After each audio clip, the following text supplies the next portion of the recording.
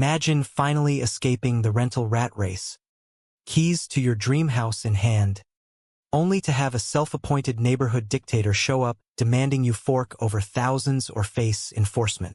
That's exactly what happened to me. Alex Rivera. When I thought I'd bought freedom in suburbia, turns out it came with a side of pastel-plated tyranny.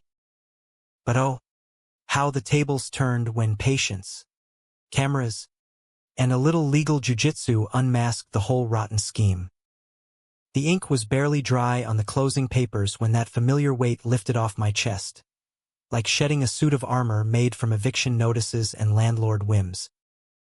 For 15 years, my wife Jenna and I had bounced between cramped condos where the walls were so thin you could hear your neighbor's microwave judgments. And now, here we were, owners of a cozy colonial with a sprawling backyard, ancient maples shading the porch, and mornings that whispered promises of barbecues and lazy Sundays. No HO. We made sure. Jenna had pored over every county record like a detective chasing a cold case, dodging those mini-empires where community standards meant fining you for a garden gnome that's too cheerful. We scraped it all together, sold my late aunt's place, dipped into the emergency fund I'd guarded like a dragon's hoard, even cashed in on that surprise work bonus. The kids, Mia and Jake, were buzzing like they'd won the lottery, already plotting forts in the attic. That first night, boxes everywhere, pizza grease on our fingers. I leaned against the kitchen counter and thought, this is it. Real roots. No more playing by someone else's rulebook. But suburbia has a way of hiding its thorns under manicured lawns. We moved in on a crisp Friday. Friends roped in with promises of beer and bad jokes, huffing furniture upstairs that suddenly felt steeper under ownership's gravity. By dusk, the house was a glorious mess. Mismatched lamps casting warm glows, kids darting through rooms claiming territories. Saturday dawned golden. Coffee brewing in a kitchen that felt like it had been holding its breath for us. I was out front, unloading the last truckload with my pal Derek, when peace shattered like cheap china. A gleaming white sedan purred up the street, parked with the precision of a tax auditor spotting a deduction error, and out stepped her, Karen Whitaker, HOA president of the adjacent Elmwood Estates, heels clicking like Judgment Day ticks, hair helmeted in place, suit the color of faded Easter eggs, the uniform of someone who turns hello into an interrogation. Good morning, she trilled, but it landed like a subpoena wrapped in sugar. I wiped sweat from my brow, balancing a box of books. Hi. Can I help you? She extended a manicured hand clutching a folder, smile fixed like it was stapled on. I'm Karen Whitaker, president of the Elmwood Homeowners Association. Welcome to the neighborhood. I'll need your proof of residency and a quick signature on our integration form. I chuckled, thinking it was a joke. Integration? Lady, we're not in your HOA. We double-checked the plats. Her eyes narrowed just a fraction, that polite veneer cracking like old paint. Oh, dear. That's a common misconception. Your property abuts our managed green space that makes you subject to our oversight zone. It's for the greater good. You see, uniformity breeds harmony. Derek, hauling a lamp behind me, muttered under his breath. Oversight zone? Sounds like she's annexing us for her ego empire. I set the box down, trying to stay civil. No offense, but we're good. No thanks. She didn't budge, just tilted her head like a robot recalibrating. Intent isn't the issue, sweetheart. The bylaws require a $8,000 initiation contribution to maintain standards. Think of it as investing in your community's future. My jaw dropped. $8 grand? For what? Permission to mow my own lawn? I laughed outright this time, but it came out edged. Ma'am, please leave. We're not interested.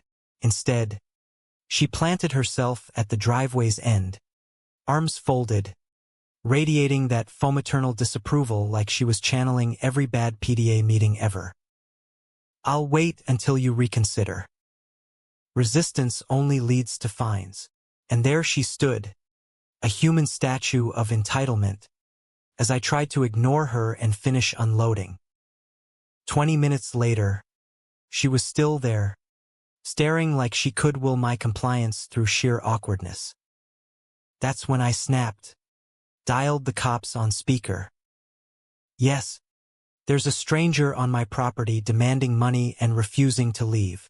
Her smirk said, amateur hour, but when the patrol car rolled up, her tires squealed away like she'd remembered a sudden nail appointment. Little did I know, that was just the appetizer in a feast of absurdity. The quiet that followed felt too perfect, like the calm before a sitcom punchline. We settled in over the next weeks, painted the living room a defiant shade of blue, no beige mandates here, argued over shelf placements, Jenna won. As usual, let the kids turn the backyard into a mud kingdom. I even fired up the grill for our first real cookout, savoring the smoke without worrying about emission guidelines. But whispers started creeping in, neighbors glancing over fences, a few awkward waves. One evening, while walking the dog, I caught snippets from a group chatting by the mailboxes, heard the new guy's anti-community. Probably why he skipped the HOA meet and greet. Boy no? Me? I kept my head down. But apparently, Karen had been busy spinning yarns, painting me as the rogue element threatening property values. I shrugged it off at first, im lang chiu dung, observing like a hawk from the sidelines. But inside, gears turned. Who spreads rumors like that? People scared of losing control. Then came the envelope, slipped under the door at dusk. No postmark, just our name in that pristine cursive that screamed, official nuisance. I tore it open, and rage bubbled like overboiled coffee. Mandatory HOA assimilation assessment, $12,000 due in 72 hours. Late fees accrue at $100 per day. Non-compliance may result in liens. $12,000 for assimilation? I snorted, showing Jenna. She can't be serious. Jenna's eyes hardened. She's not, but she thinks we are pushovers. Sleep evaded us that night, fear twisting into strategy. Next morning, I dove into documents like a man possessed, deed scans, boundary surveys, even old HOA minutes I dug up online. Jenna networked, calling friends in real estate. We hit the county clerk's office, filing a formal complaint for harassment. The clerk, a weary vet with coffee stains on her blouse, sighed at her screen. Your initial police call? Marked, resolved amicably. Happens more than you'd think. Folks like her know how to work the system. Resolved? She trespassed, but we left armed with copies and a burning resolve. Enter our secret weapon. Attorney Lila Chun, a pint-sized powerhouse with a resume of dismantling petty despots. Recommended by Jenna's colleague. She listened in her cluttered office, fingers steepled, eyes dissecting every detail. This isn't just overreach, she said, sliding over printouts. Karen's tied to Summit Ridge developers. They specialize in HOA conversions for profit. She's on their advisory logs, pushing unification to flip holdouts like yours. My stomach dropped. So it's a scam? Force us in. Devalue our independence. Buy low. Lila nodded, smirking. Bingo. And those rumors? Classic defamation to isolate you. If she faked any docs, we're talking fraud. Mail threats, potential federal. That night, I installed cameras everywhere, doorbell, backyard, even one overlooking the street. If a leaf fell suspiciously, it'd be recorded. We barbecued anyway, kids giggling under fairy lights, but the air hummed with vigilance. Peace tasted bittersweet, laced with the promise of payback. 3 days later, an anonymous email pinged, "Karen's not solo. Garage stash of bogus forms. Summit funnels cash via Green Thumb Landscaping. Review your cams Wednesday night." She's forging consents. Heart pounding, I scrubbed the footage. There she was, under streetlights, gliding house to house, not delivering, but collecting envelopes, slipping pens through slots at unanswered doors like a shady notary. One clip caught her muttering to herself, "Standards must be upheld," as she pocketed a stack. Gotcha. I forwarded it all to Lila, the county, and a local journalist, Mia Torres, who'd exposed similar rackets. Within hours, a cease and desist hit the HOA, freezing expansions. Karen's mask slipped. Next morning, 2 burly guys in HOA compliance polos loomed on my porch, knuckles white. "Mr. Rivera, time to discuss your overdue dues and violations." The taller one growled, voice like gravel in a blender. "Violations?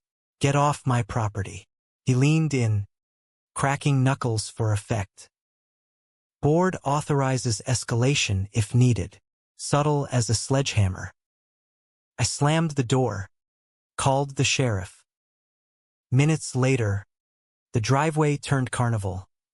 Derek with popcorn, the neighbor across the street, turns out, Tom, another victim with a lawn chair and binoculars. "Touch that fence, and it's trespass. Cameras love company," Tom yelled. The goons circled, but deputies arrived, badges flashing, nonsense detectors on high. "Gentlemen, step back or cuff up." They slunk away, tails between legs, looking like deflated bouncers at a kid's party. An hour later, the DA's office rang. Evidence suggests fraud, coercion, HOA abuse. "You'll testify?" Breath whooshed out like I'd been underwater. Jenna eyed me. "Progress." I nodded. "And we're just revving up." She high-fived me. If Karen thought we'd fold like cheap lawn furniture, she picked the wrong porch. Court day dawned muggy, the kind where tension sticks to your skin. The room was a fluorescent purgatory, papers shuffling, whispers echoing off wood panels that had seen too many suburban squabbles. Jenna squeezed my hand, her calm anchoring my nerves. I'd aged a decade in months, from excited homeowner to reluctant crusader against backyard bureaucracy. Karen sat opposite, swapped pastel for gray wool, leg bouncing like a guilty metronome. Her lawyer, a rumpled suit with defeat in his eyes, murmured placations. Lila arranged our arsenal, footage timelines, scanned mails, whistleblower prints, developer ties, even neighbor affidavits on the smear campaign. The judge entered, face etched with "seen it all" lines, and proceedings kicked off. Karen's counsel led with honey drivel. "A simple mix-up, Your Honor." Ms. Whitaker acted in good faith to preserve neighborhood integrity. Standards protect everyone. Even the bailiff stifled a yawn. Lila rose, voice slicing clean. "Good faith? Let's review the tape." Screens lit up. Karen's nocturnal envelope ballet. The $12,000 shakedown letter. Goons posturing like budget mobsters. This isn't protection, it's predation. Zoning maps flashed. Forged lines glaring. Developer emails surfaced. Secure the outliers.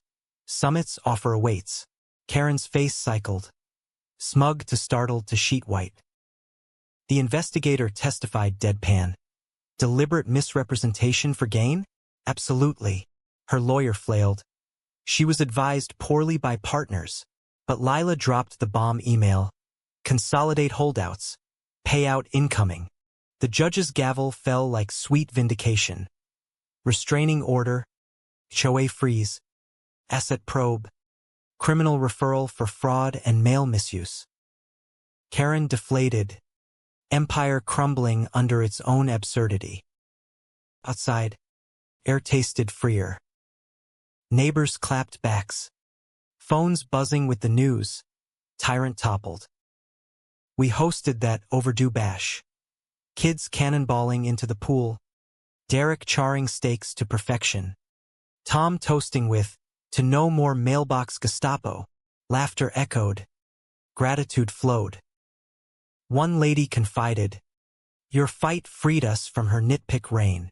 I wasn't a hero, just a guy who wanted to plant tomatoes without a permit.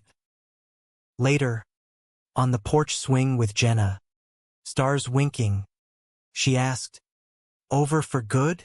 I exhaled. Earned and owned. Folks sometimes probe, regret the battle? Nah.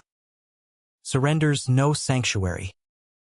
This home's our fortress, defended with truth's sharp edge. We've scars. Sure, bylaw lore, camera savvy, but we claimed our slice of suburbia. If you've tangled with an HOA overlord or dodged their decrees, spill below, were we rebels or just reasonable? And tell me, does community excuse control freaks? Or is standing ground the real American dream?